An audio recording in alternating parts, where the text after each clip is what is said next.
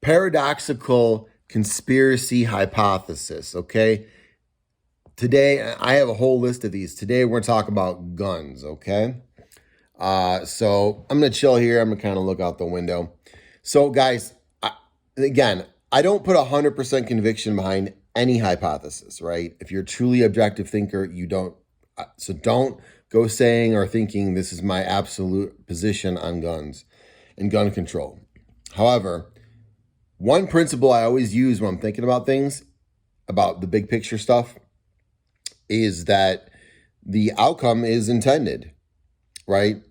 Let's just, whether, and that applies to both like humans on like a conspiratorial level and just the world itself and its patterns. I just assume the outcome, I just want to look at the outcome for what it is, right?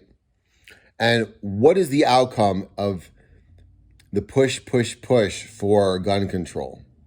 What has it always been? It's always been that every time there's a push, every time there's a news narrative where people are scared that they can't get guns, they go and acquire more guns, right? I mean, most of you probably maybe weren't aware of that, or you were aware of it, but you didn't really load that up into your frontal lobe to think about it. Like, maybe it's intended. Now, why would that be intended?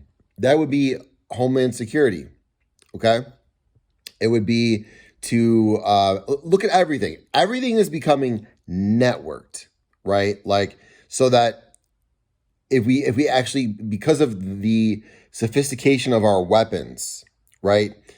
Networking is important. And when I say networking, I'm not just talking about internet. I'm talking about everything that's network, a form of a network, right? Roads, radio, railroads, all of our resources and like things we need to supply people to keep functioning, like water, oil, like the pipelines that serve that up to people. All of these things are networks, right? So that is going to continue in this coming time. Like that is going to absolutely continue to develop networks.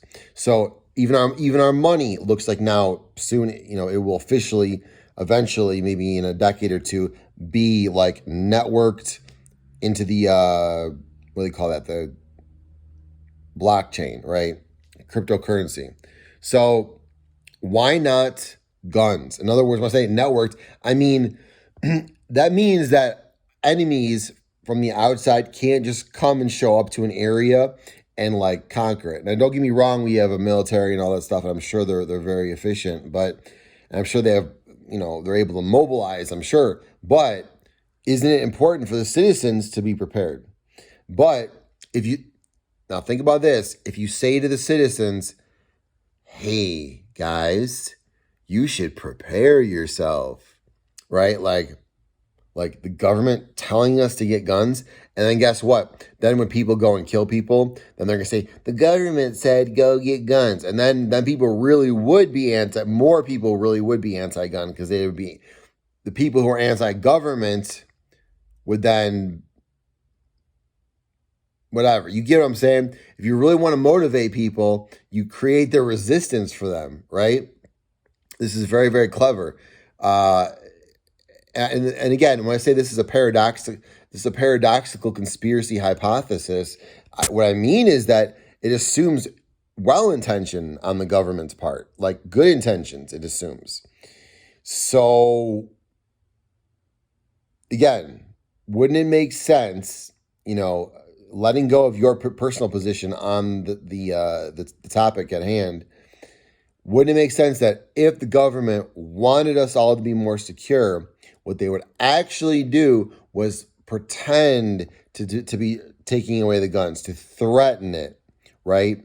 And then doesn't it also make sense that maybe there's some really wealthy donors to, like from the NRA and from the whole arena of gun ownership, people, not just donors, voters, etc., people who are interested in keeping their guns and who think the Second Amendment is great, and all the people who fall in that line. Wouldn't it be better to give them a resistance to fight against, right? To cause them to stock up, and they invest their own money and they buy weapons and they get licenses and they get bullets, And yeah, some people die, but I don't know. Again, I don't throw 100% conviction behind this theory. This is a thought exercise. Again, understand where I'm coming at from, guys, that to be objective, you have to consider many possible angles. So don't go saying this is my theory. I mean, I'll take credit if I end up being right, but we're just pondering what seems to be a range of realistic possibilities for any given to understand what's going on. We have to admit when we're speculating.